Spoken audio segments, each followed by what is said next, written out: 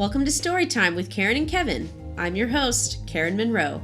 Today, we are taking a look at a new subreddit, r/justNOmother-in-law. We have some fun stories for today, one in which OP's mother-in-law lies to child services and accuses OP of selling her daughter. Our first story today is written by Pop is NC. Mother-in-law is trying to poison my kids against me. She's telling them that I'm not the real father. My husband and I are a gay couple, blessed with two beautiful children, a girl and a boy, twins. At first, we didn't tell anyone who the bio dad was, but as they grew older, it became obvious that my husband is the bio dad, not me. My mother-in-law is not a fan of mine. She never liked me because my husband and I were from different social classes, and that he's 13 years older. I also did sex work when I was younger because I had to pay my college tuition, bills, and help my parents out. Now, 7 years later, she's gotten used to me. The thing is that she makes constant remarks about me not being my twins' biological father, even though we didn't tell her who the bio dad is. On one occasion, while she was babysitting my babies, I came to pick them up and listened to mother-in-law telling my daughter to tell Daddy about something, which wasn't important nor relevant, but when my daughter came to me and tried to tell me what my mother-in-law had said, my mother-in-law said, "No, not him, your daddy." My kids call me daddy and my husband papa, so this infuriated me. I snapped at her and demanded an explanation and asked her to stop treating me as the man nanny.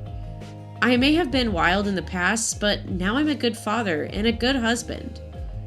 Obviously, my husband confronted her about it and she's on thin ice. This pisses me off because we're planning to have another baby, this time with my sperm, and I can't imagine how she's going to react. Down in the comments, user Groovy Yaya sums up my thoughts nicely. Your husband needs to sit his mother down, without you or the kids around. Mom, you aren't just alienating my husband, you are alienating my children and myself. They have another loving grandmother who loves them unconditionally, don't have a mention the biology, and respects her son's marriage. You can't even respect the fact that I chose to be called Papa, and you chose to hurt and confuse me and my children to get in a petty dig at my husband. He is the love of my life. What if you drive him away? Well, I would go with him, and where we go, our children go with us. My children love their daddy, and they will pick up on you not respecting him, and that will drive them away. They will pick him over you every time, I guarantee it, because when you disrespect him, you disrespect them and me as well. That would be the consequences of your actions, and only you can put a stop to it. I'm not saying you have to like him, but you will treat him, my marriage, and my children with respect. If you have feelings that are causing you to lash out, here are the name of a couple of therapists. Make sure the therapists are LGBTQ+ friendly. Not necessarily LGBTQ+ themselves, but allies at the least. You said she doesn't have a problem with her son being gay. She might actually still be struggling with it, and now there are kids. Just as coming out can be a process for someone LGBTQ+, but that doesn't mean that acceptance isn't a process for her as well. Regardless, that doesn't mean you must be her punching bag, or her son must be her therapist, or tolerate her disrespect of his family where it harms the kids or his spouse. Our next story is written by L. Lapis Lazuli L. Mother-in-law lost her marbles entirely. When I gave birth to my first son 3 years ago, my mother-in-law, who was once a semi-important nurse at a local hospital, destroyed my ability to breastfeed by using her influence with hospital staff to force me to give my son formula for jaundice, even though the protocol in recent years promotes breastfeeding, even with jaundice. When I tried to resist, she told the staff to take blood from my son without my permission to make sure I wasn't starving him. By the time he was over the jaundice and I was back in my right mind, it was too late and my milk was almost gone. One time, when I was breastfeeding, she knocked on my door wanting to come in, and when I asked her to come back in a few minutes, she took offense. She was angry with me, not wanting her to see my breast, so she stopped talking to me altogether for 3 months. We slowly got back in touch, and eventually I became pregnant again. I thought my second birth was going to be great, since she had gotten to trust me more as a mother over the last couple of years. Spoiler alert, I was wrong. My second child arrived 7 weeks ago, and I wanted to breastfeed so badly since it didn't work out with my first one. He latched perfectly, was jaundice-free, and things were looking up until the moment we got home and mother-in-law started saying that the baby spends too much time in my arms, looks hungry, looks yellow, etc. My in-laws live next door, so I had the pleasure of hearing this twice a day. She demanded I give her weekly updates about his weight gain and percentile, and when I wouldn't, she started harassing my baby daddy.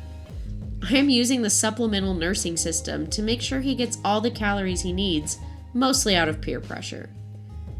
She now has my baby daddy believing I am an abusive mother who hides information from him, and that I'm starving our baby and putting him at risk by using the supplemental nursing system. Thankfully, my lactation counselor is also a medical doctor, so I know they will shut mother-in-law down hard in front of my baby daddy. Regardless, I am so hurt that I am considering leaving. That's a tough spot to be in, OP. I can't imagine having to deal with a mother-in-law who was a nurse at the hospital you had your baby at. I mean, I guess if she wasn't so paranoid, it wouldn't be a bad thing, but she's definitely overstepping her boundaries with her demands.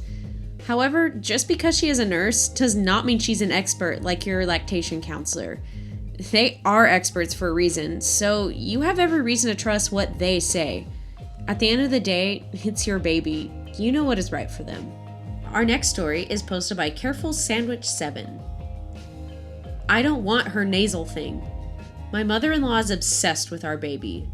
We've managed to keep her away from our daughter for the most part, ever since she tried to carry my hungry baby away from me. Anyways, my in-laws are leaving for a cruise on Sunday, and I'm not gonna lie, I'm so excited to not have to deal with them for a while. Side note, they keep telling us how they have no money, blah blah blah, but apparently enough to fly halfway around the world while we struggle to pay for health insurance for our chronically ill baby. But that's besides the point. Just something that annoys me because she keeps bringing it up. She just messaged me, "Hello, my angel. Missing you guys so much. I went to the doctor today to do a rapid test, but thankfully it's not you know what. I have a terribly sore throat, but the doctor says it's just a nasal thing. Anyways, we're leaving on Sunday and would love to see the baby before we leave." So I've talked about it in a previous post about how we want to go no contact, but can't now because my husband is employed by my mother-in-law and we're worried she'll fire him if we stop communicating with them. So we try to put her in her place and hold up our boundaries, but we're always doing it in the nicest way possible to create as little tension as possible. I'm really tempted to just reply, "Hi there, glad it's not the virus, but we really don't want your nasal thing and won't be meeting you while you're sick." Would you send it? Should I? Or should I just reply nicely or pretend we're busy? Which wouldn't even be a lie. I don't blame you one bit for not wanting your sick mother-in-law around your baby, OP. Don't we all know by now how irresponsible, not to mention straight up rude that is to do? COVID or not, you don't get to spread your germs to an already sick baby. I would personally try the nice approach first. Just reminding her that you can't risk your baby getting any more sick than they already are, and that she can definitely see her after she's feeling better. If that doesn't work, full permission to go crazy on her. You can tell her I said so. Our next story is posted by Fresh Mint Tea. Mother-in-law told CPS that I'm planning to sell my child in my home country. My abusive husband passed away in May 2021. After his passing, my mother-in-law tried to take over the abuse. She and father-in-law would come every day pretending to help me with my kids, but instead they would try to turn my kids against me. I won't accept the abuse from her like I used to with her son. After a while, I tried to set boundaries, and at first I thought it worked, but they were just distracted by spending the money from their son's life insurance payout. 6 weeks later, she came back full force and threatened to take me to court over the custody of my children. I called her out on her BS and cut her and the rest of the family out of my life.